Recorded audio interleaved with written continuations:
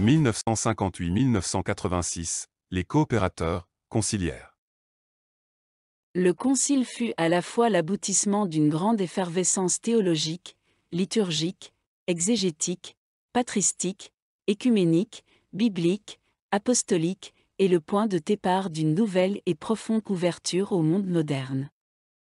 La réflexion de l'Église sur son identité de peuple de Dieu, et sur sa responsabilité missionnaire, constitue une opportunité pour le laïcat d'approfondir son être et son action.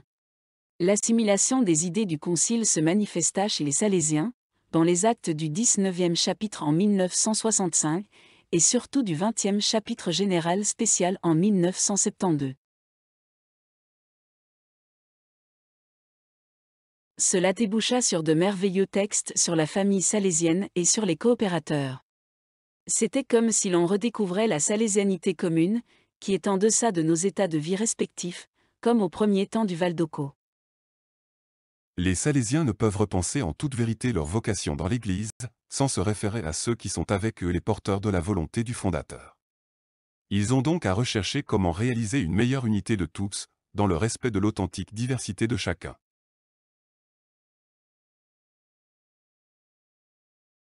Dans le message des coopérateurs au capitulaire, en juillet 1971, on peut lire: Les temps sont mûrs, pour qu'entre les Salésiens religieux et les coopérateurs salésiens, s'instaure à tous les niveaux, un type de rapport mutuel vraiment fraternel, à travers des communautés éducatives opportunément ouvertes aux coopérateurs.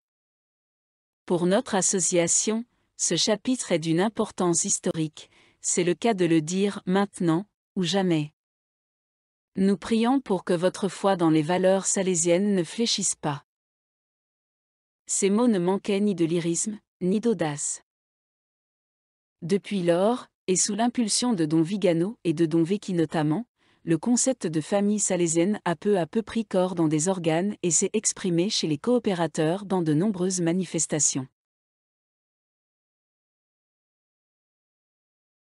1974, projet ad experimentum d'un nouveau règlement de vie. Le règlement de vie apostolique, le RVA. 1976, Congrès mondial pour le centenaire de leur fondation, sur le thème « L'engagement du coopérateur dans l'Église, la famille et la société ».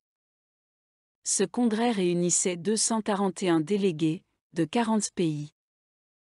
1977, création d'un organe central d'animation, le Conseil permanent mondial, la Consulta Mondiale. 1978, création du dicaster, pour la famille salésienne.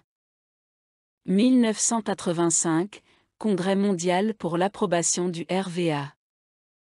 1986, promulgation du RVA.